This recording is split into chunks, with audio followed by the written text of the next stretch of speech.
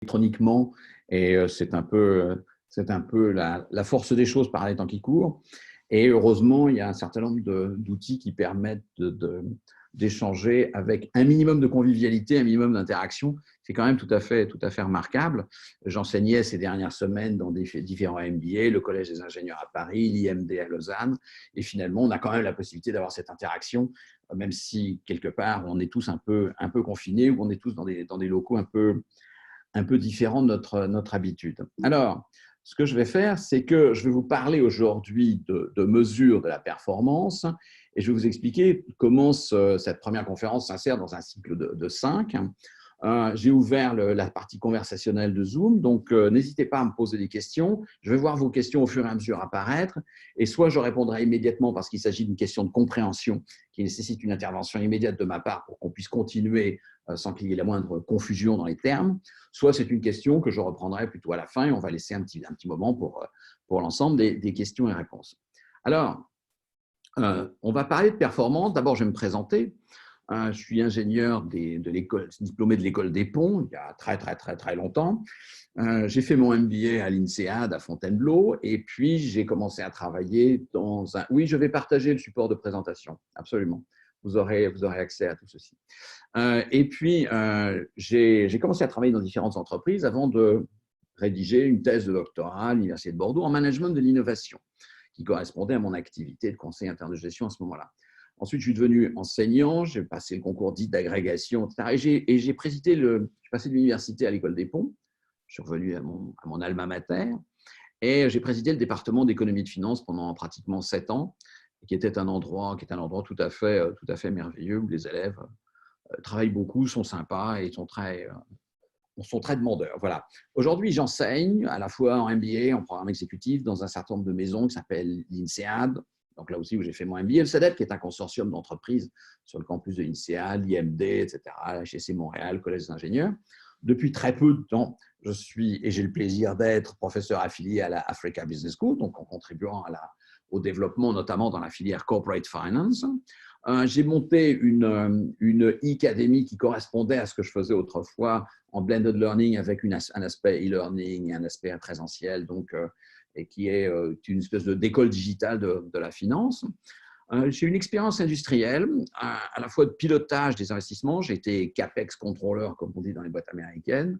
Et puis, j'étais trésorier. Et mon dernier job avant de devenir enseignant, c'était directeur administratif et financier pour tout ce qui est l'immobilier d'entreprise du groupe Arnaud. Vous savez qu'Arnaud, c'est LVMH, mais à l'origine, c'est de la construction.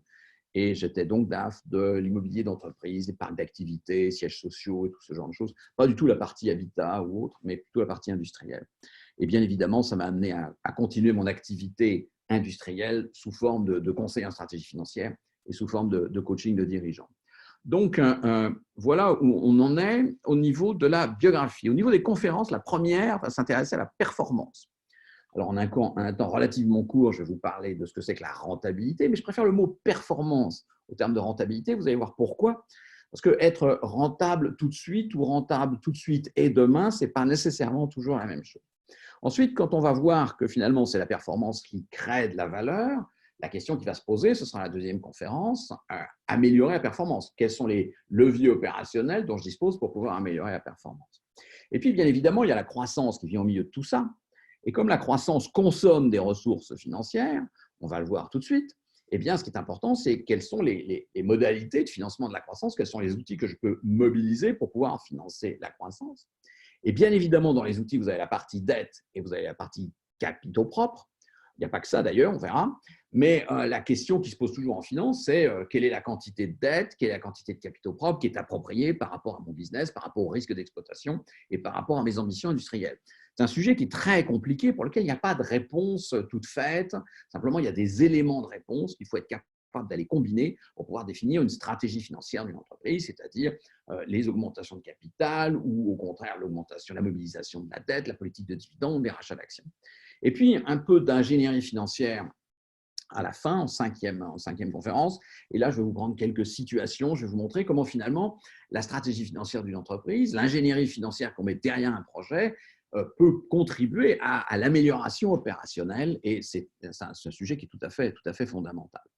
Alors, D'abord, les fondements de la finance. Ben, commençons par le commencement. Une entreprise existe parce qu'elle a des clients. Et donc, elle apporte une valeur à ses clients. Et à partir du moment où vous produisez quelque chose, eh bien, si quelqu'un achète ce que vous produisez, ça veut dire qu'introduisant ce que vous produisez dans sa propre fonction d'utilité, le coût de revient, c'est-à-dire votre prix de vente, est inférieur à la valeur. Donc, vous créez de la valeur client. Et bien évidemment, une entreprise n'existe que si elle crée de la valeur client. Il ne s'agit pas de fabrication, il s'agit de production au sens large de biens et de services. Simplement, il faut construire l'outil de production. Et c'est là que ça devient compliqué. Parce que pour ça, il faut des actifs. C'est même la définition qu'on donne à un actif. Un actif, c'est tout ce dont vous avez besoin pour pouvoir construire l'outil de production, être capable de produire et de vendre des biens et des services à vos clients. Simplement, on fait la distinction entre ce qu'on appelle l'actif circulant. Comme vous savez, je ne vais pas vous faire un cours de comptabilité, mais ça, c'est lié à l'activité. Donc, vous achetez, vous transformez, vous vendez. Et un actif circulant va connaître un et un seul cycle d'exploitation à l'intérieur de l'entreprise. Et puis, vous avez ce qu'on appelle les actifs non circulants, immobilisés. Les Anglais font la distinction, le current et le non-current. Le non-current, ça veut dire donc le long terme. Et là, qu'est-ce que ça veut dire? Ça veut dire que vous allez investir, c'est-à-dire dépenser aujourd'hui pour pouvoir gagner demain. Et ce qui caractérise un investissement, c'est le décalage temporel entre le moment où vous dépensez et le moment où vous gagnez. Alors, vous voyez qu'un investissement n'apparaît pas simplement au bilan. Un investissement, c'est tout ce qui est une dépense aujourd'hui pour pouvoir gagner demain. Vous avez du matériel, des machines, vous avez des usines. Ça s'appelle un investissement corporel. Vous achetez aujourd'hui, on voit bien ce que vous allez gagner demain en vendant des produits à un meilleur prix de vente, à un coût de revient plus faible, dépendant du type d'investissement que vous allez utiliser. Mais toute dépense d'aujourd'hui qui produit des fruits demain est aussi un investissement. L'éducation, la formation, la recherche et développement, la construction d'une réputation pour l'entreprise, tout ça, c'est absolument fondamental et c'est caractérisé par le même décalage temporel. Donc, bien évidemment, il faut gagner plus demain que ce qu'on dépense aujourd'hui. C'est un principe assez fondamental, gagner plus que ce qu'on dépense. Et ça s'applique à tout un chacun, ça s'applique à l'entreprise aussi. Ça s'appelle la valeur actuelle nette. Et la valeur actuelle nette, c'est demain, vous allez gagner plus que ce que vous dépensez aujourd'hui. C'est quelque chose de tout à fait basique. Simplement, aujourd'hui, quand vous dépensez, il faut être capable de financer. Et vous avez un petit tableau, un petit schéma qui vous présente bien tout ça. Alors, ce qu'on appelle l'outil industriel, c'est les capitaux engagés, les capitaux investis dans l'outil d'exploitation. Grâce à ces capitaux, vous allez pouvoir produire et donc vous allez pouvoir vendre. À partir du moment où vous vendez, il faut faire des profits. Ça, c'est tout à fait clair, parce que si vous ne faites pas de profit quand vous vendez, c'est un peu compliqué.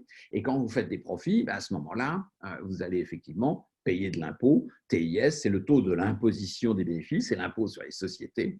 Et c'est donc tout ce que vous allez restituer à l'État par rapport aux profits que vous allez dégager. Simplement, en finance, on sait bien qu'il y a équilibre entre les ressources et les emplois. Ça s'appelle le bilan. En statique, ça s'appelle le tableau de flux, le tableau de financement en dynamique, et ça caractérise tout simplement l'équilibre entre ressources et emplois. C'est pour ça qu'un bilan est équilibré, d'ailleurs, il est équilibré chaque seconde de la vie d'une entreprise. Et en fait, vous avez deux mobilisations possibles au niveau des marchés de capitaux. Vous avez les actionnaires et vous avez les créanciers financiers. L'actionnaire apporte en capitaux propres quand vous faites une augmentation de capital et en capitaux propres lorsque l'entreprise réinvestit toute ou partie de son résultat net. Et puis les créanciers financiers, ils ont une relation contractuelle avec l'entreprise. On va y revenir un petit peu plus tard. Simplement, vous allez faire une promesse à vos investisseurs. Et cette promesse, c'est on va vous rémunérer au minimum au niveau de rendement et de rentabilité que vous auriez pu avoir sur les marchés de capitaux dans cette catégorie de risque. Je vais y revenir un tout petit peu plus tard. Mais finalement, le coût moyen pondéré du capital, c'est ça. Moyenne pondérée, ça veut dire au prorata de leur investissement respectif dans l'entreprise. Et coût du capital, c'est le coût du capital investi par chacune de vos ressources financières dans l'entreprise pour vous permettre d'être capable de financer vos capitaux engagés. Alors, le résultat d'exploitation net d'impôt, parce que le coût du capital est net d'impôt, bien sûr, va être comparé au coût du financement. Et le coût du financement, c'est combien vous avez levé auprès des marchés de capitaux, les capitaux engagés, l'intégralité des capitaux engagés, multiplié par un coût moyen, un coût de financement moyen qui correspond à ce qu'exigent les actionnaires et les banquiers au prorata de leur investissement respectif. Et bien évidemment, la performance, le résultat, la vraie rentabilité pour une entreprise, c'est être capable de dégager dans l'entreprise un résultat de l'exploitation issu de l'outil industriel qui est supérieur au coût du financement de l'outil industriel. On finance l'intégralité du coût industriel des capitaux engagés par les actionnaires et les banquiers. Le coût moyen, c'est le coût du capital. Et c'est comme ça que ça marche. Donc, bien évidemment, au crédit du résultat économique, ce qu'on appelle l'economic profit en anglais, vous allez mettre le résultat de l'exploitation, et au débit, vous allez mettre le coût du financement. Alors, vous allez me dire, ça ressemble un peu à un compte de résultat. La réponse, c'est oui. Parce que dans un compte de résultat, vous avez du chiffre d'affaires, vous avez du résultat d'exploitation, vous avez de l'impôt et vous avez des frais financiers, c'est-à-dire la rémunération contractuelle que vous apportez à vos banquiers. Mais dans les capitaux propres, vous avez le coût des capitaux propres, et le coût des capitaux propres n'apparaît absolument pas dans un compte de résultat. En fait, l'objectif d'un compte de résultat n'est pas de vous dire si l'entreprise est rentable, mais c'est de vous dire qu'une fois que vous avez fait du chiffre d'affaires et que vous avez rémunéré l'ensemble des parties prenantes, voilà ce qui reste attribuable aux actionnaires. Et les actionnaires décident, parce qu'ils font de leur argent, finalement, ça s'appelle une assemblée générale ordinaire, et tous les ans, ils vont dire, voilà, la partie que je remonte dans ma poche, ça s'appelle un dividende, et la partie que je réinvestis, ça s'appelle les réserves. L'objectif du compte de résultat, c'est de savoir quel a été l'enrichissement de l'actionnaire. Ça ne vous dit pas si l'actionnaire il est content ou pas. Alors que dans le coût du capital et dans le résultat économique, il y a l'exigence de rentabilité de l'actionnaire. C'est pour ça que le résultat économique est plus restrictif que la dernière ligne du compte de résultat, parce qu'il y a introduit dans le résultat économique ce qu'exige l'actionnaire par rapport à son montant des capitaux investis. Ça, c'est tout à fait fondamental. Alors, les investisseurs, comment ils fonctionnent, les investisseurs? Il y a une grande étagère, ils reçoivent de l'argent de leurs propres clients, si j'ose dire, des fonds de pension, des caisses de retraite, etc. Et puis, ils choisissent des opportunités d'investissement, ils classent les opportunités d'investissement par classe de risque, par catégorie de risque. Ensuite, on leur dit, voilà le niveau de risque qu'on souhaite que tu prennes. Et puis, à ce moment-là, ils vont choisir à l'intérieur de la catégorie de risque le meilleur de la classe. Donc, il ne s'agit pas d'être bon, il s'agit d'être meilleur que la classe. Et donc, dans une catégorie de risque, que ce soit un investissement obligataire, un actif obligataire, une action convertible, un futur sur quoi que ce soit, eh bien, vous avez à ce moment-là une catégorie de risque. Et il faut observer à l'intérieur de la catégorie de risque quel est le résultat moyen, la rentabilité moyenne dégagée. Et puis, ils vont essayer de prendre le meilleur de la classe. C'est tout à fait clair. Là, il y a un principe derrière qui s'appelle l'aversion au risque, c'est-à-dire que les investisseurs ne prennent pas des risques juste pour le plaisir de se faire des émotions, mais ils acceptent de prendre plus de risques parce qu'ils attendent un résultat, une rentabilité plus élevée.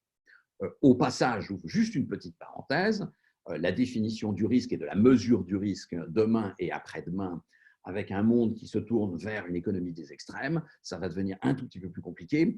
Et tous les modèles sur lesquels on a fondé notre jeunesse et notre calcul du coût du capital vont nécessiter probablement quelques visites complémentaires pour introduire des événements. Alors, le risque d'une crise comme le Covid, si vous permettez, on verra ça après, parce qu'effectivement, ça nécessite en soi au moins 3 ou 4 conférences, mais je suis tout à fait prêt à prendre la question, bien évidemment, je la prendrai après.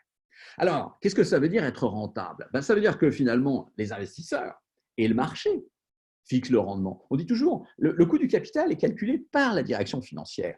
Le coût du capital est imposé par le marché et observé par la direction financière. Mais vous voyez tout de suite que, par exemple, le coût du capital va être affecté par une opportunité d'investissement que les investisseurs vont avoir en investissant dans des obligations d'État. Eh bien, quand l'État fixe le taux auquel il est prêt, il souhaite rémunérer les investisseurs, il va fixer un benchmark tout à fait important qui est le taux d'intérêt sans risque, c'est ça. Et donc, c'est le marché qui va apporter une observation sur la prime de risque. Par exemple, le bêta, le coefficient de risque systématique, il est observé sur le marché. Alors, on peut avoir une vision un peu différente de ce que dit le marché, mais fondamentalement, c'est le marché qui impose et c'est la direction financière qui observe et calcule. Ensuite, c'est une promesse. Donc, il faut être capable de remplir, de tenir sa promesse. Comment est-ce qu'on tient sa promesse? Par, finalement, les profits qu'on va générer demain. Il y a un décalage temporel qui est lié à la promesse et il y a un décalage temporel qui est la rentabilité et la performance. C'est tout à fait clair. Alors, les fondements de la rationalité financière, c'est quoi? On a un investissement, c'est les capitaux engagés. On a du financement, c'est les ressources financières nettes. En statique, ça s'appelle le bilan. Et en dynamique, c'est le tableau de financement. Parce que finalement, le tableau de financement, c'est la différence entre le bilan de la fin d'année et le bilan du début d'année. Les investisseurs financent l'outil industriel, mais ils ne financent pas les ventes.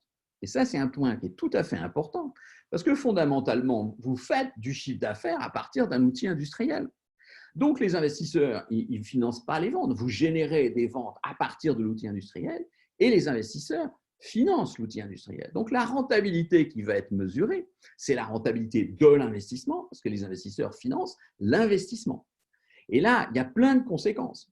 C'est que la rentabilité commerciale que vous allez mesurer, c'est combien vous gagnez à chaque fois que vous faites du chiffre d'affaires. Alors évidemment, c'est un constituant important, même essentiel d'ailleurs dans le calcul de la rentabilité des capitaux. Mais ce n'est pas la rentabilité des capitaux. Et fondamentalement, c'est la rentabilité des capitaux qui va être confrontée au coût de financement des capitaux.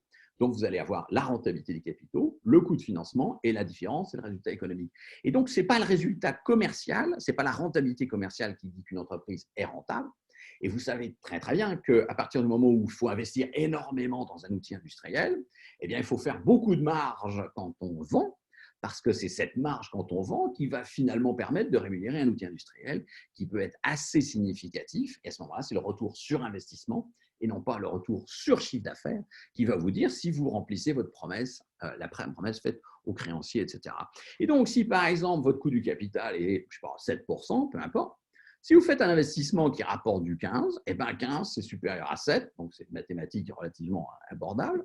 Et donc, à ce moment-là, vous avez une performance positive. Si vous dégagez 5% et vous dites « Ah oui, mais c'est supérieur à l'inflation, c'est supérieur à la croissance du PIB, c'est peu importe », 7%, c'est ce que le marché offre.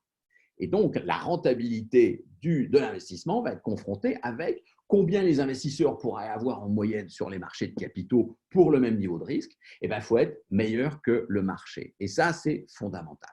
Alors, si on prend un petit exemple très simple, vous investissez 100 aujourd'hui et vous gagnez 120 demain. Alors, quelle est la performance? Quelle est la création de valeur? Je prends le même coût du capital à 7%. Vous voyez tout de suite qu'avec un cash flow qui est de 120, ben vous avez gagné combien? Vous avez gagné la différence entre ce que vous avez gagné. Oui, la différence entre rentabilité et profitabilité, je vais vous expliquer. Enfin, vous allez voir arriver ça progressivement. 120 moins 100, c'est ce que vous gagnez. Donc, le retour sur investissement, c'est combien j'ai gagné divisé par combien j'ai investi. Vous voyez que le chiffre d'affaires n'apparaît pas. Alors, le taux interne de rentabilité, c'est-à-dire la rentabilité intrinsèque, c'est 20%. Et le coût du capital, c'est-à-dire ce qu'exigent les actionnaires, c'est 7%. Alors, performance, rentabilité, profitabilité, là, finalement, on est dans quelque chose qui est relativement, une certaine cohérence, parce qu'on est dans un projet qui tourne en rond, qui dure un an, qui est tout à fait isolé par rapport à lui-même.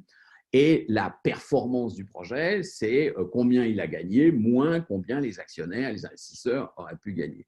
Donc, vous voyez que c'est du 13%, c'est-à-dire c'est 20, combien vous avez gagné, moins 7, ce qu'ils auraient pu avoir sur le marché. Donc, vous avez dépassé le marché de 13%. Alors, c'est une performance et c'est en même temps une rentabilité parce qu'on prend le projet en isolé. Vous allez voir que la performance est un petit peu plus long terme quand je vais vous donner un certain nombre d'exemples tout à l'heure. Quand je parle de rentabilité versus profitabilité, profitabilité, ce n'est pas très français, c'est un peu profitability traduit en français. Et bon, c'est pour ça qu'il y a plutôt une cohérence entre rentabilité et profitabilité parce que c'est faire un profit. Mais quand je suis face à des anglophones, je leur dis profitability, c'est un peu une confusion parce que ce n'est pas parce que vous faites un profit que vous êtes profitable. Ce n'est pas parce que vous faites un profit que vous êtes rentable. Il faut que le profit dépasse le minimum exigé, c'est-à-dire fondamentalement le coût moyen pondéré du capital. Alors, le résultat économique, en anglais, ça s'appelle economic profit. Ça se calcule en pourcentage. Vous prenez le taux interne de rentabilité du projet ou vous prenez la rentabilité des capitaux investis pour la firme. Donc, vous avez un indicateur pour le projet et un indicateur pour un business ou pour une firme. Et puis, vous retirez le coût moyen pondéré du capital. Vous voyez que si vous avez gagné 13 centimes par euro investi et que vous avez investi 100 euros, eh bien vous avez gagné 100 fois 13 centimes et ça vous donne 13 euros ou quelle que soit l'unité monétaire que vous voulez choisir. Alors, ce qui est intéressant, c'est que quand on connaît bien, quand on est professionnel de la finance, on sait que pour évaluer un investissement, on utilise à la fois le taux interne de rentabilité qui vous donne une espèce de rentabilité relative du projet et vous utilisez la valeur actuelle nette qui vous donne la rentabilité absolue du projet. Dans un cas, c'est combien de centimes par unité monétaire et dans l'autre cas, c'est combien d'unités monétaires. Et vous savez très bien que pour faire un classement d'investissement, on est obligé d'utiliser les deux. Alors, ce qui est intéressant, c'est de se poser la question sur les flux de fonds, la séquence de flux. En fait, vous voyez bien qu'à l'année 0, hein. Quand vous faites votre investissement, vous levez les fonds, 100, et vous allez les investir, 100. Le net, c'est 0. Ce qui s'est passé dans le compte de résultat, pour l'instant, c'est rien du tout. Qu'est-ce qui s'est passé dans le bilan? Eh bien, le bilan a augmenté de 100 de chaque côté, les ressources et les emplois. En fait, ce qui va être important, c'est de constater ce qui va se passer à l'année 1. Parce que les investisseurs vont vous dire, je vous ai mis 100 à disposition, moi j'aurais 107 maintenant, hein, si j'avais investi l'argent sur le marché. Alors vous apportez du combien? Et vous dites, avec fierté, j'amène 120. Et donc, comme les opérationnels ont bien fait le boulot et qu'ils ont rempli leurs propres promesses qu'ils avaient fait à la direction financière, les 100 ont été transformés en 120 et vous allez pouvoir dire à vos investisseurs, eh bien, vous voyez, vous auriez eu 107 sur le marché, grâce à moi, vous avez 120. Donc, vous avez 13 de plus que ce que vous auriez eu sur le marché. Et c'est ça la création de valeur. C'est-à-dire qu'en fait, l'objectif fondamental, ce n'est pas de faire comme le marché, c'est de battre le marché. La référence, c'est le marché. Ça, c'est un point absolument fondamental. Et notamment, on pourra éventuellement discuter de ça un petit peu plus tard, mais vous avez un modèle qui est un modèle de marché. Ça s'appelle la théorie du portefeuille. Et si ça s'appelle la théorie du portefeuille, c'est que vous vous mettez dans la perspective du gestionnaire d'actifs, du gérant de portefeuille, qui doit faire au mieux par rapport au fonds qu'on lui a confié. Eh ben, vous voyez bien qu'un gérant de portefeuille qui investit vos fonds à une rentabilité qui est celle du marché, vous n'allez pas trouver que c'est un gérant de portefeuille particulièrement génial. Il faut battre le marché. C'est toute la référence du processus. Ensuite, vous avez une séquence. Et ce qui est intéressant, c'est que vous commencez par lever les fonds. Étape 1, si vous n'êtes pas capable d'aller lever les fonds, ce n'est pas très compliqué, vous ne faites pas le projet. Donc la liquidité, c'est quelque chose d'absolument fondamental dans la performance, parce que si vous n'avez pas la liquidité, vous ne pourrez pas profiter des opportunités d'investissement, et donc vous ne ferez rien du tout. Vous perdrez cette opportunité d'aller gagner 13 in fine. C'est parce que vous avez les fonds, vous pouvez investir. Une fois que vous avez investi, les opérationnels sont priés d'aller faire les 120 qu'ils avaient promis à la direction financière. Ensuite, vous pouvez vous retourner auprès des investisseurs en disant, vous voyez, on a gagné. Et puis après, on a envie de recommencer. Simplement recommencer, ça veut dire qu'il faut demander aux investisseurs la permission d'aller utiliser leurs fonds. Ça s'appelle la politique de dividende. On reviendra un petit peu plus tard sur la politique de dividende quand je vais vous parler du financement de la croissance, mais très concrètement, pour pouvoir convaincre les investisseurs, il faut leur dire, les fonds qu'on a gagnés avec le projet d'hier, on va les réinvestir aujourd'hui et on va gagner encore plus demain que ce que vous auriez pu avoir sur le marché. Donc, 1, on a des projets. 2, ce sont des projets rentables. C'est l'essence même d'une politique de dividende. D'où le besoin d'une assemblée générale pour aller convaincre les investisseurs qu'il faut en rajouter un peu. Et là, vous avez ce que je présente toujours quand je suis face à des managers opérationnels, qui est finalement la relation entre performance, croissance et valeur. Alors, la croissance, c'est quoi? Pour nous, financiers, la croissance, c'est l'investissement, parce qu'on fait croître le bilan. Notre document financier, nous, qui raisonnons par rapport au marché de capitaux et à la bonne utilisation des ressources financières, notre document, c'est le bilan. Et donc, quand on fait croître le bilan, ça veut dire qu'on a investi. Alors, quand on croît à hauteur de 100 et qu'on a fait une performance, et je préfère performance parce que c'est plus long terme que rentabilité, qui est la mesure immédiate du profit, etc., et bien, la performance, c'est la rentabilité du capital par rapport au coût du capital. Vous avez gagné 13 centimes, vous avez gagné 13 centimes 100 fois, ça vous fait 13. Et donc, il y a valeur qui est liée, la valeur est liée à la croissance et à la performance. Simplement, il y a création de valeur si la performance est positive, il y a destruction de valeur si la performance est négative. Ça veut dire que fondamentalement, la croissance est une espèce d'accélérateur de bonnes nouvelles. Si vous êtes rentable, c'est un accélérateur de mauvaises nouvelles si vous n'êtes pas rentable. Et en tout état de cause, vous voyez ici, la croissance consomme des ressources financières. Ça va être l'objet d'une discussion un petit peu plus tard. Si vous avez gagné du 5 par rapport à du 7, eh bien vous avez perdu 2 centimes 100 fois. Et si vous décidez de passer de 100 à 200, eh bien vous allez perdre non pas 2, mais vous allez perdre 4, parce que les 2 centimes, vous allez les perdre 200 fois. Et donc, fondamentalement, c'est pas, quand vous créez, détruisez de la valeur, ça ne veut pas dire que vous faites une perte. Ça veut dire que vous auriez pu gagner plus si vous aviez investi dans le bon investissement qui était proposé en moyenne par le marché. Ça, c'est tout à fait important. Alors, la croissance ne crée pas de valeur par elle-même. La performance financière, c'est-à-dire l'investissement rentable qui dégage une rentabilité supérieure au coût du capital, c'est ce qui permet de créer de la valeur. La croissance consomme des ressources et la croissance accélère. C'est bien ce que je vous disais tout à l'heure. Alors, souvent, je me retrouve face à des opérationnels qui me disent, bah oui, mais le patron, il a dit qu'il fallait augmenter le chiffre d'affaires. Alors là, vous êtes en train de dire que la croissance, c'est l'investissement et que finalement, la croissance, ce n'est pas nécessairement créateur de valeur. Et en fait, fondamentalement, quand vous êtes face à quelqu'un qui arrive avec un projet en disant « je vais croître les ventes, je vais augmenter le chiffre d'affaires », la question qui se pose, c'est très bien pour le client. Ça veut dire que votre client est content des produits que vous leur vendez, des produits et des services. Simplement, qu'en est-il de la capacité de production? Et vous voyez que si vous avez une capacité disponible, alors là, c'est formidable. Moi, quand je voyais arriver en tant que contrôleur des investissements, pilotage des investissements, je voyais arriver quelqu'un qui me disait « j'ai une idée formidable, tu vas voir ».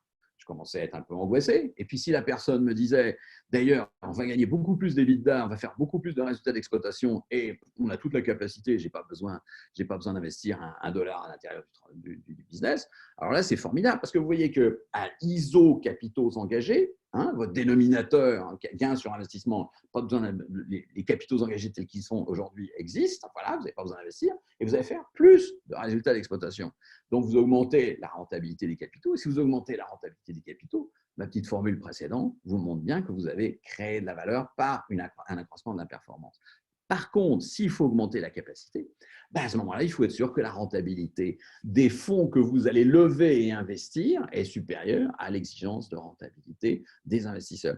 Et donc, vous voyez que là, il y a les deux cas de figure. Le chiffre d'affaires est en croissance, le client est content, vous créez de la valeur client, mais la question, c'est est-ce que vous créez de la valeur pour les investisseurs? Et j'essaye toujours de convaincre les gens que… Oui, je reviendrai à votre question sur actifs douteux, etc. On va dire que le bilan, il est propre, il est réévalué et il est bien là où il faut en termes de valeur de mark to market. Une entreprise existe parce qu'elle a des clients, mais une entreprise survit parce qu'elle est rentable. Parce que quand vous dégagez une rentabilité, si la rentabilité n'est pas à l'aune de ce que les investisseurs attendaient, à ce moment-là, ils vont désinvestir de chez vous et ils vont mettre leur argent ailleurs. Donc, vous n'avez plus d'argent et ça pose un problème. Alors, le coût du capital, chaque investisseur, on va y revenir un petit peu plus tard dans une conférence ultérieure. Il y a un risque. Alors, quelqu'un posait la question tout à l'heure, et le risque dans le Covid? Alors là, il va falloir que je revienne sur la notion de risque spécifique par rapport au risque systématique. Et ça prend un petit peu plus que le temps qui est imparti aujourd'hui. Il faudra que je vous donne un certain nombre d'exemples parce que vous avez finalement des gens qui ont profité, entre guillemets, de la crise, pas profité au sens dramatique, si vous voulez, mais tout simplement, on s'est aperçu que tel ou tel service, finalement, c'était extraordinairement important. Vous n'avez qu'à regarder le cours de bourse de Zoom pour constater que si vous prenez Zoom, qui nous occupe aujourd'hui, et vous le prenez en février et vous le prenez aujourd'hui, ce n'est pas tout à fait la même histoire en termes de rentabilité. Vous prenez des Shopify, vous prenez Salesforce, vous prenez toutes ces maisons dont on s'est aperçu que finalement, elles avaient une vraie valeur et qu'on n'avait pas encore vu la valeur, qu'on ne voit la valeur qu'au travers du risque qui s'appelle la crise. À ce moment-là, ça s'appelle plus un risque spécifique, mais on y reviendra. Donc, les actionnaires exigent plus parce qu'ils ont une relation résiduelle, ils n'ont pas une relation contractuelle. Je reviendrai sur le coût du capital un petit peu plus tard. Et fondamentalement, ce qui est important, c'est que ce WACC, ce Weighted Average Cost of Capital, donc la traduction anglaise de coût moyen pour du capital, c'est ce que l'investisseur exige. Voilà la formule, et je répète, je vais y revenir. Alors, quand on regarde un projet, on calcule un taux interne de rentabilité, et quand on regarde un business, on calcule aussi ce qu'on a gagné divisé par ce qu'on a investi, c'est-à-dire la rentabilité des capitaux engagés. Puis de temps en temps, on utilise le mot « return on investment ». Alors, est-ce qu'il y a une différence de terminologie ou est-ce qu'il y a une différence d'analyse et de posture? Et là, je vais arriver à quelque chose qui s'appelle la formule dite Dupont-de-Nemours. Alors, ça a été inventé par la société dite Dupont-de-Nemours. Je vous fais de la finance extrêmement moderne, puisque c'est une formule qui a été développée par un monsieur qui s'appelait Frank Donaldson Brown, qui a été recruté par Pierre Dupont, donc de la famille Dupont-de-Nemours, en 1912. Donc, ça a un peu plus de 100 ans. Et monsieur Brown, il est devenu directeur financier de General Motors, lorsque Alfred Sloan était le dirigeant charismatique de cette excellente maison, parce que Dupont avait acheté 23% de GM. La loi antitrust a dit la plus grosse société chimique qui contrôle la plus grosse société d'automobile, c'est peut-être un peu beaucoup à la fois. Et donc, ce qui s'est passé, c'est qu'on a demandé à ce moment-là à Dupont de revendre sa participation. Simplement, ce qui est important, c'est que Brown a eu une mission qui est il faudrait qu'on essaie d'avoir une espèce de contrôle centralisé, mais que les gens aient la possibilité de manière décentralisée de prendre des décisions opérationnelles. Et vous voyez qu'à ce moment-là, le return on sales, la rentabilité commerciale, hein, combien on gagne divisé par combien on gagne le résultat d'exploitation rapporté au chiffre d'affaires, ça ne suffit pas. Parce que ce n'est pas la rentabilité commerciale qui vous dit si vous êtes rentable. Alors, il est parti d'une formule mathématique particulièrement rigoureuse qui dit que le résultat d'exploitation rapporté aux actifs d'exploitation, c'est le résultat d'exploitation divisé par le chiffre d'affaires, remultiplié par le chiffre d'affaires, divisé par l'actif d'exploitation. Et là, vous avez ce qu'on appelle l'initiale formule du pont de Moore qui après a été largement exploitée et élargie. Mais à l'origine, Brown, il pensait à ça. C'est-à-dire qu'il a dit, voilà, on a un return on investment, on prend les actifs d'exploitation, mais purement les actifs d'exploitation, c'est-à-dire les IMO, corporels et quelques incorporels, plus le besoin au fonds de roulement. On ne met pas les goodwill, les frais d'acquisition, les marques, la dépense de R&D. Non, pas du tout. On met simplement ce qui relève de l'actif d'exploitation et on dit combien on gagne quand on investit, c'est combien on gagne quand on vend, multiplié par combien de fois on vend dans l'année. Alors après, on est passé du return on investment au return on capital. Mais dans le return on capital, on a dit, voilà, quand on regarde un business, il y a le business d'un point de vue industriel, mais il y a combien on a payé pour acheter ce business. Et ça, c'est tous les survaleurs, tous les écarts d'acquisition. Et donc, dans le investment, vous avez le business en lui-même. Dans les capitaux engagés, vous avez le business plus les surcoûts liés à l'acquisition, c'est-à-dire goodwill, écart d'acquisition, marque et fonds de commerce, pour faire simple. Alors, avantages et inconvénients, les opérationnels sont sensibilisés à la consommation de capitaux. Et ça, c'est fondamental parce que vous savez très bien que quand vous avez des opérationnels, ils regardent le chiffre d'affaires, ils ont un objectif de chiffre d'affaires, ils ont un objectif de profit. Mais de temps en temps, ils ne regardent pas la quantité d'argent qu'il a fallu mettre à leur disposition pour être capable d'opérer leur exploitation, d'exploiter le business de manière satisfaisante. Et c'est pour leur dire la performance, ce n'est pas simplement la rentabilité commerciale, c'est aussi la rémunération de l'ensemble des capitaux qu'on a mis à votre disposition. Le ROI doit rémunérer les investisseurs, ça s'appelle economic profit. Et vous voyez tout de suite que vous avez la possibilité de dire, voilà un objectif de rentabilité commerciale, voilà un objectif de productivité industrielle, et c'est la combinaison des deux qui fait le return on investment, qui va dire si finalement l'entreprise est rentable. Donc, ça permet de faire des arbitrages entre le commerce et la production, par exemple sur les stocks en consignation, sur la négociation des conditions de règlement avec les fournisseurs, avec les clients. Petit inconvénient clair, c'est que le résultat d'exploitation d'aujourd'hui, c'est les investissements d'hier, et que les capitaux investis d'aujourd'hui, c'est le résultat d'exploitation de demain. Donc, vous avez cette espèce de décalage temporel dans le return on investment, et ça peut produire un peu de court-termisme. Et c'est pour ça que la plaisanterie habituelle, c'était que ROI, ça veut dire Restraint on Innovation, parce que c'est vrai que quand vous innovez, eh ben, vous allez voir les fruits plus tard, demain, après-demain, et dans le relativement long terme. Alors, je vais vous donner un certain nombre d'exemples. D'abord, comment est-ce qu'on estime la rentabilité commerciale pour atteindre un objectif de performance? Deuxièmement, assets turnover, rotation des capitaux et impact sur croissance externe et impact sur ROCE et return on investment. Et je vais vous donner quelques exemples là-dessus. Et puis finalement, comment est-ce que le marché perçoit tout ça? Alors, quand on calcule la rentabilité, on part du ROCE, la rentabilité des capitaux, on enlève l'impôt, on enlève le coût du capital et on en déduit combien on a gagné. Donc, vous partez du ROCE, vous enlevez l'impôt, vous retirez le coût du capital, 20 moins 7, vous avez gagné 13. Donc, vous constatez la performance. L'autre possibilité, le processus à rebours, c'est vous fixer une performance en aval, enfin en amont, c'est-à-dire que vous commencez avant de vous fixer une performance cible, et puis vous en déduisez quelle doit être la rentabilité commerciale, parce que quand vous avez fixé l'economic profit, vous avez fixé le ROCE, quand vous avez fixé le ROCE, et que vous constatez la rotation des capitaux, vous en déduisez la return on sales, la rentabilité commerciale qui va être nécessaire. Alors, je vais vous donner cet exemple, mais comme vous allez avoir les transparents, je ne vais pas détailler l'exemple. Simplement, je vous parlerai de Lafarge et de la politique d'acquisition de Lafarge quand on parlera de financement de la croissance. Lafarge, avant l'acquisition d'Orascom, eh bien, il y a un certain nombre de points techniques. Vous reprendrez, comme vous aurez les transparents à disposition, vous pourrez refaire les calculs. Et vous voyez que vous partez d'une structure financière, vous partez d'un taux d'impôt, vous calculez le coût du capital, et vous vous dites, il faut au minimum que la rentabilité des capitaux paye le coût du capital. Donc, pour que l'économic profit soit au moins positif, il faut que le ROCE après impôt soit supérieur au coût du capital, il faut que le ROCE avant impôt soit, il faut donc que le return on sales soit, etc.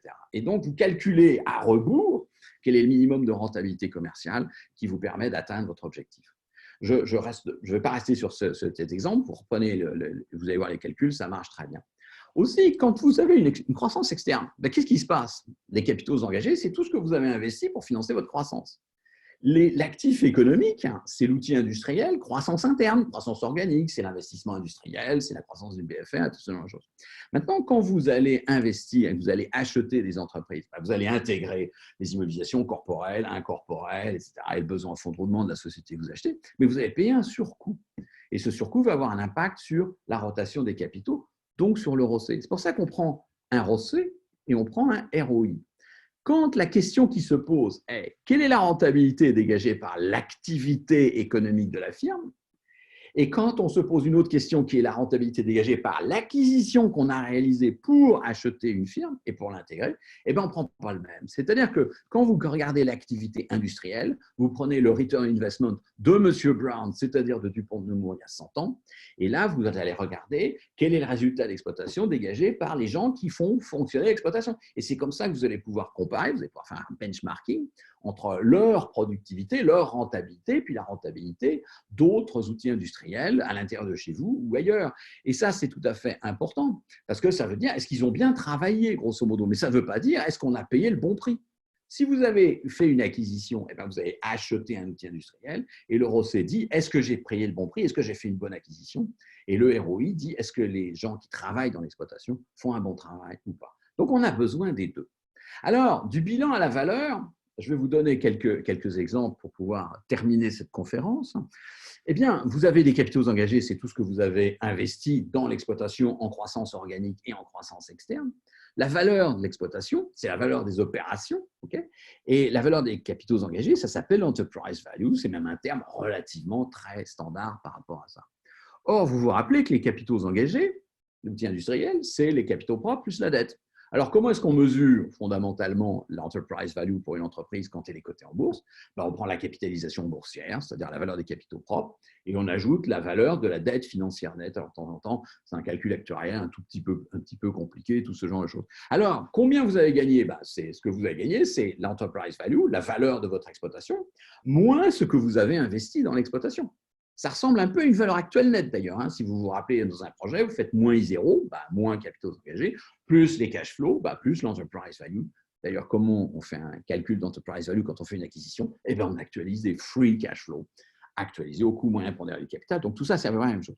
Simplement, une création de valeur, c'est des euros, c'est tout ce que vous voulez. Donc, c'est 100 moins 50. Si je vous dis, voilà, la création de valeur, ça a été 50, vous allez me dire, c'est intéressant, mais c'est en absolu. Et en relatif, c'est combien? Eh bien, à ce moment-là, il faut avoir un espèce de chiffre sans dimension, un indicateur sans dimension, et vous calculez combien vous avez gagné, divisé par combien vous avez investi. Si je vous dis que vous avez gagné 100 moins 50, et si je vous dis simplement que c'est 50, vous allez me dire, ce n'est pas très intéressant. Enfin, c'est intéressant, parce que c'est positif, mais ça ne suffit pas. Si je vous dis c'est 100 divisé par 50, ça veut dire que chaque fois que vous avez investi 1, vous avez une valeur qui est égale à 2, donc vous avez créé 100%. Et ça s'appelle le market to book. C'est un chiffre sans dimension qui vous donne la création de valeur relative. Alors, y a-t-il un lien? Donc, je vais vous prendre deux sociétés, puis après, je vais vous donner deux autres exemples, qui se caractérisent, elles sont toutes les deux dans le domaine des cosmétiques, elles se caractérisent toutes les deux par, il y en a une, c'est de la croissance externe, et l'autre, c'est de la croissance interne, clairement. Alors, Beiersdorf, c'est Nivea. Et Nivea, ça fait 100% de retour sur capitaux engagés. C'est pas mal. Estée Lauder, ça fait seulement 60%. Et vous regardez ça, vous vous dites, ah oui, mais quand même, Beiersdorf, c'est beaucoup plus rentable qu'Estée Lauder. Au début, c'était à peu près la même chose. Et puis alors, ces dernières années, depuis 10 ans, vous avez clairement Beiersdorf qui l'emporte. Simplement, si vous prenez le return on investment, simplement, et donc vous retirez du bilan d'Estée Lauder les marques et le goodwill, donc vous retirez les surcoûts d'acquisition, vous voyez que ces deux sociétés, finalement, ont la même trajectoire. Alors, de temps en temps, il y en a une qui est plus rentable, de temps en temps, il y en a une autre qui est plus rentable, mais vous voyez que le trend est absolument le même. Et quand vous regardez ce qui s'est passé au fur et à mesure, alors bon, l'année dernière, c'était plutôt Estée qui l'emportait parce que Beiersdorf a vu son BFR augmenter. Enfin, peu importe, vous voyez ce que je veux dire. On est dans le même trend. Et c'est ça qui est tout à fait important. Alors, vous pouvez vous dire, return on investment, return on sales, assets turnover. Vous calculez le résultat d'exploitation rapporté au chiffre d'affaires et vous tombez sur la même chose. Donc, finalement, le return on sales est le même. L'assets turnover sans coût d'acquisition est le même. Ce qui différencie les deux entreprises, vraiment, c'est la prise en compte dans l'assets turnover des acquisitions d'une des firmes qui achète ST par rapport à une société qui est en pure croissance organique. Alors, ce qui est intéressant, tout à l'heure, je vous ai parlé du market to book, enterprise value divisé par capitaux engagés. Eh bien, fondamentalement, vous voyez que le market to book, c'est le ROCE, c'est-à-dire que l'évolution de la rentabilité des capitaux, okay, c'est-à-dire la performance, c'est ce que le marché va payer. Alors, c'est intéressant parce que le marché a l'air de payer la rentabilité d'aujourd'hui, pas la rentabilité de demain, mais c'est la rentabilité d'aujourd'hui. Si vous regardez Estée Lauder, vous allez constater que c'est la même chose, sauf que ces dernières années, il semblerait que le marché soit un peu plus excité par rapport à l'entreprise, par rapport au ROCE. Ça veut dire que quelque part, il y a un peu de croissance à l'intérieur de ce que le marché est prêt à payer pour cette firme. Mais ce qui est intéressant, c'est non pas de faire la corrélation entre la rentabilité des capitaux, mais simplement la rentabilité des capitaux de l'actif économique, le ROI. Et là, vous avez une superbe corrélation entre le return on investment et le market to book. Ça, c'est quelque chose de tout à fait important parce que vous voyez que, quelque part, quand on regarde la formule dite du Dupont de Nemours, première version, eh ben, on a la performance, on a la valeur. Le marché paye la performance. Alors, je vais terminer rapidement. Comment mal utiliser le concept? Eh ben, vous prenez aux États-Unis, début des années 80, des régulations, Market for Corporate Control, c'est-à-dire qu'il y a des OPA hostiles dans tous les sens. Et alors, à ce moment-là, tout le monde va être totalement angoissé et ils vont essayer de faire en sorte que d'éviter l'OPA hostile parce que c'est quand même toujours quelque chose d'extrêmement désagréable. Donc, pour éviter l'OPA hostile, qu'est-ce qu'il faut faire? La meilleure manière, c'est d'avoir un cours de bourse qui commence à s'envoler de telle sorte que les investisseurs, les raiders, les prédateurs potentiels se disent c'est trop cher pour acheter, on va le laisser, on va plutôt essayer de trouver une valeur un peu facilement améliorable pour pouvoir gagner de l'argent. Et donc, la meilleure manière de vous protéger, c'est d'avoir un cours de bourse élevé. C'est ce qu'ils ont fait. Comme Coca-Cola a constaté une corrélation parfaite entre son cours de bourse et sa performance financière, economic profit, ils ont dit on va augmenter le ROCE.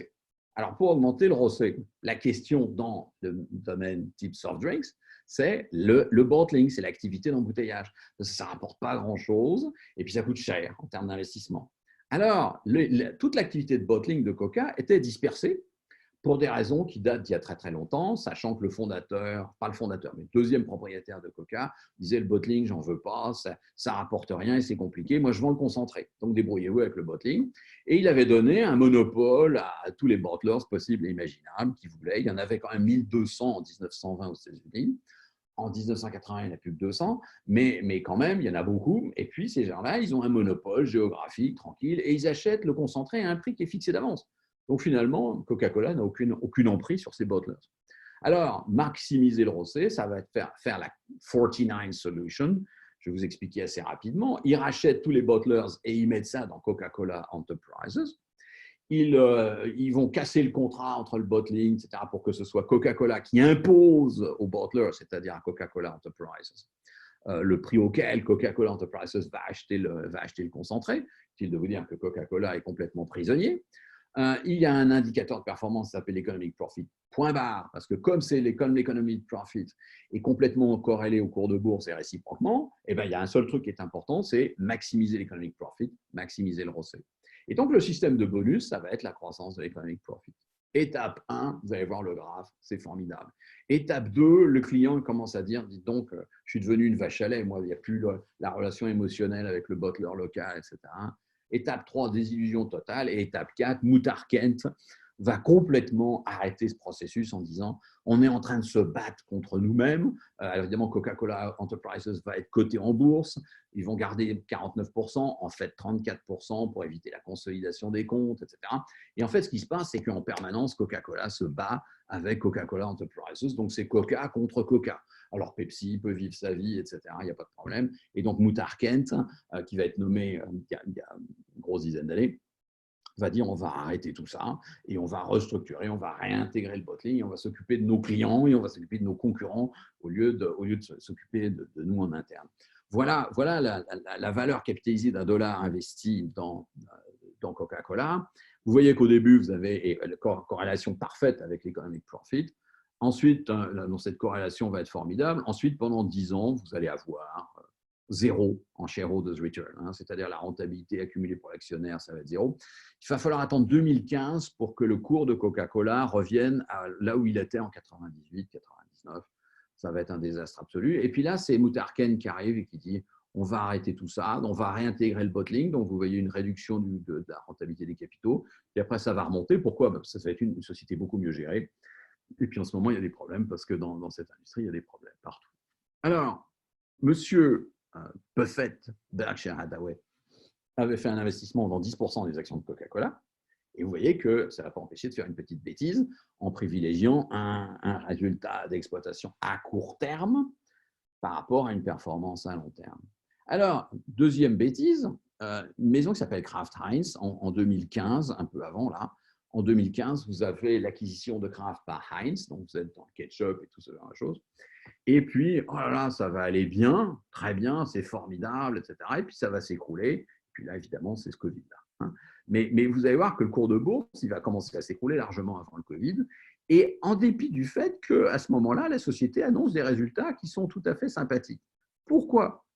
Pour une raison très simple, c'est que réduction des coûts, réduction des coûts, réduction des coûts, budget base zéro. Alors, j'ai rien contre le budget base zéro, sauf qu'au bout d'un certain temps, vous passez votre temps à supprimer tout ce qui peut ressembler à un investissement dans le long terme. Donc, vous supprimez tout ce qui est éducation, productivité, intimité avec les clients, customer intimacy, expérience utilisateur, expérience, etc. Et donc, c'est facile d'aller améliorer les résultats, simplement vous tuez le long terme. Et c'est bien ce qui s'était passé chez Coca et c'est bien ce qui s'est passé chez Kraft Heinz. Donc, vous avez ici le marché. Bon, le marché, ça, c'est Covid, hein, on est d'accord. Vous avez le marché qui monte, qui continue à monter, peut-être un peu trop d'ailleurs, mais ça, c'est une autre histoire. Et puis, vous avez Kraft Heinz qui va se désolidariser du marché. Et ça va être un désastre absolu. Ils vont être obligés de repousser la publication des comptes. Ils vont faire 15 milliards de provisions. Ça, c'est la rotation des capitaux. Donc, vous avez une rotation des capitaux qui est relativement faible parce qu'il y a beaucoup d'acquisitions et d'écarts d'acquisition, de goodwill et tout ce genre de choses. Bon. Et puis, alors, in fine, qu'est-ce que vous allez avoir? Vous allez avoir un return on sales qui a l'air bien. Okay. Oui, 2017, et puis le marché va constater qu'effectivement, alors quarter par quarter, hein, donc ça je vous ai mis les 10 Qs, hein, vous allez avoir une réduction, ça va s'améliorer un peu, etc. Mais fondamentalement, le marché n'y croit pas du tout. Le market to book, il est à la dérive absolue. C'est une société qui valait 1,6 fois ses capitaux propres comptables, de toute façon, sa valeur d'entreprise, et qui aujourd'hui vaut 0,8, alors qu'ils ont fait disparaître des capitaux engagés 15 milliards de goodwill. Hein. Donc, ce n'est pas à ISO capitaux engagés, c'est en réduisant le dénominateur de 15 milliards, et ben, ça vaut encore que 80%. Pourquoi? Parce que le ROCE était en perdition. Et en fait, fondamentalement, la société a confondu améliorer le profit, la profitabilité, la rentabilité à court terme et créer de la valeur à long terme. Créer de la valeur à long terme, c'est la performance durable, et être rentable à court terme, c'est améliorer les comptes tout de suite au détriment de tout ce qui est sustainability, comme on dit, malheureusement en anglais, un petit peu à long terme. Et alors là, pourquoi est-ce que le ROCE s'améliore? Ce n'est pas parce que le return on sales s'améliore, c'est parce qu'ils font un processus d'impairment, ils font un write-off absolument incroyable d'à peu près 15 milliards. Et donc, le mot-clé, c'est ROCE, certainement, mais sustainable. J'en ai terminé et je suis en retard. Je vous présente toutes mes excuses, mais vous savez, les professeurs, ça a une caractéristique particulière, c'est que ça parle beaucoup trop. Alors, si je reprends quelques questions, mais vous en avez probablement d'autres. Alors, différence rentabilité, profitabilité, c'est plutôt de la terminologie. Et il y en a un qui c'est vraiment rentabilité en français. Profitabilité, c'est un peu de la francisation, mais c'est bien ça. Mais vous avez vu que mon message, c'est dire performance. Ce n'est pas rentabilité tout de suite. C'est rentabilité tout de suite, demain, après-demain, etc. Et donc, c'est investir aujourd'hui pour que ça gagne demain. Le risque d'une crise comme Covid, on garde ça pour une prochaine fois. Quand je vais vous parler d'équilibre entre la dette et les capitaux propres, on va revenir sur le coût du capital. Je vais vous parler du bêta, du coefficient de risque systématique. Et à ce moment-là, on aura une petite discussion sur risque spécifique, risque systématique. Le Covid, qu'est-ce que c'est? Est-ce que c'est un risque spécifique ou un risque systématique? J'ai commencé à vous donner des éléments de réponse, mais la discussion est tout à fait ouverte parce que pour l'instant, on apprend en marchant avec humilité. L'accroissement du bilan n'est pas forcément non, c'est pas un indicateur de performance à long terme. Je suis d'accord. Hein. C'est-à-dire que quand vous prenez, je reprends mon dernier exemple, quand vous prenez Kraft Heinz, eh ben, il y a eu un accroissement. Pourquoi? Il y a eu un accroissement parce qu'ils ont surpayé leurs acquisitions, tout simplement. Alors après, quand vous passez un goodwill, vous passez une provision pour dépréciation d'actifs de 15 milliards, ça veut quand même dire que l'accroissement du bilan, elle n'a pas créé de la valeur, elle en a détruit plutôt, parce que vous avez mobilisé trop de ressources par rapport à la valeur réelle des capitaux engagés. Donc, vous avez absolument, absolument raison. Est-ce que les marchés reflètent la valeur réelle des actifs? Alors, d'abord, il y a quelque chose qui est important. Vous avez vu quand même que je montrais une certaine corrélation entre ROCE, market to book, etc. Bon. Si vous regardez le marché à court terme, c'est un peu chaotique. D'ailleurs, je vous signale que la valorisation des options, etc., tout ça, on regarde le chaos et on dit il y a un mouvement brownien géométrique à court terme. Bon, enfin, à long terme, vous voyez quand même que c'est la performance qui est la rentabilité et qui est la valeur. Hein. Donc ça, c'est un point important. Vous savez qu'on demande à la comptabilité de procéder à du mark to market. Donc, ça veut dire que si vous avez aujourd'hui, je faisais une conférence à la direction financière de L'Oréal il n'y a pas longtemps, et bien L'Oréal, parce qu'ils avaient acheté Synthé Labo en 73, à aujourd'hui, je vous passe les détails, 9,4% de Sanofi. Eh ben, vous prenez 9,4% de Sanofi et vous dites à vos investisseurs, vous dites à vos comptables, et vous dites à vos auditeurs, 9,4 fois la capitalisation boursière au 31/12/2008, ça fait tant. Voilà. Donc là, vous avez les marchés qui savent que vous avez un actif qui vaut tant et donc on paye un peu le bilan aussi hein, à l'intérieur de la valeur de L'Oréal. Bon. Par contre, il ne faut jamais oublier une chose, c'est qu'un actif, c'est au bilan ce que vous avez acheté. Mais ce que vous avez créé à l'intérieur de l'entreprise, ce n'est pas au bilan. Il y a des tas de choses que vous créez, votre capital de réputation, okay, votre légitimité industrielle, la qualité de vos produits, la réputation de la firme, son positionnement en termes de réputation, de capital de réputation. Et je vous parle, ça c'est vu par l'extérieur, mais en intérieur, ce que vous créez en capital humain, c'est-à-dire le fait que vous ayez des gens qui soient capables de prendre des bonnes décisions, qui soient capables de bien travailler ensemble, une organisation agile, une capacité à saisir ce qui commence, comme on dit dans certaines entreprises, c'est-à-dire identifier les signaux faibles, identifier les opportunités d'investissement, travailler ensemble pour co-construire une bonne solution avec tout ce qui est performance mis à la clé, bien évidemment. Tout ce qui est capital humain n'apparaît pas au bilan. Au bilan, il y a ce que vous avez acheté. Hein. C'est toute la liste de ce que vous avez acheté et que vous avez encore dans le bilan, d'ailleurs, même si la valeur nette comptable est égale à 0. Vous savez très bien, vous avez acheté une machine pour 10 millions, vous l'avez amortie en 10 ans, ça fait 15 ans qu'elle est là, elle est toujours au bilan, même si sa valeur comptable est égale à 0. D'accord? Alors, derrière, ça, c'est ce que vous avez acheté. Mais le reste, ce que vous avez créé, c'est pas au bilan. Vous prenez Coca-Cola, la valeur de marché de la marque Coca-Cola, je ne sais plus, c'est des dizaines de milliards. Okay, ça fait partie de la liste. Vous prenez la marque Apple, vous prenez la marque Alphabet, Google, vous prenez la marque Coca-Cola, vous prenez la marque McDonald's, vous prenez la marque Starbucks, vous prenez la marque Beiersdorf. Tout ça, c'est dans le cours de bourse, mais on ne sait pas très bien où, mais ce n'est pas dans le bilan. Donc, il faut faire très attention quand on parle assets, quand on parle actifs. Est-ce qu'on parle des actifs bilanciels ou est-ce qu'on parle de l'ensemble des actifs de l'entreprise qui lui permettent d'avoir une certaine exploitation? Bien évidemment, le marché valorise un certain nombre d'actifs qui ne sont pas au bilan. Mais c'est très difficile. Vous savez, quand vous lisez tous les ans la publication d'Interbrands sur l'évolution de la valeur des marques, etc., ils vous disent, on va vous expliquer comment on fait. Bon, mais ce n'est pas très, très clair. C'est-à-dire, on prend des marques comparables. Alors, vous savez que la méthode des comparables, c'est toujours un peu compliqué. On dit, grâce à la marque, vous êtes capable de vendre plus cher, donc vous faites plus d'EBITDA, on va actualiser ça au coût moyen pondéré du capital sur une certaine période, etc. C'est un peu de la cuisine. Alors, et puis après, ils sortent un chiffre avec je ne sais pas combien de chiffres derrière la virgule, enfin tout ce genre de choses. Mais ce n'est pas extraordinairement scientifique comme manière de voir les choses. Alors, le marché va refléter une sorte de valeur des actifs, mais c'est surtout ce que vous êtes capable d'en faire de ces actifs. Il ne suffit pas d'avoir des gens brillants, il faut les mettre dans une situation où ils puissent prendre des bonnes décisions et où ils puissent effectivement avoir les ressources pour pouvoir dégager de la création de valeur à partir d'investissements, etc. Donc, la valeur des actifs, bon, c'est un peu dans le marché. Mais surtout, il y a une question qui m'était posée dans une masterclass il y a quelques jours, c'est Ah oui, mais et capital humain au milieu de tout ça, les actifs et tout ça. Bon, alors, est-ce que vous êtes propriétaire de votre capital humain? Réponse, non. Évidemment, le capital humain, il se révèle à l'intérieur d'une entreprise et tout ce genre de choses. Mais ce que je montrais, ce que je donnais comme exemple, c'était une société qui s'appelle Gucci, qui était une société italienne absolument formidable, simplement complètement endormie. Alors, pour réveiller la société, qu'est-ce qu'ils ont fait?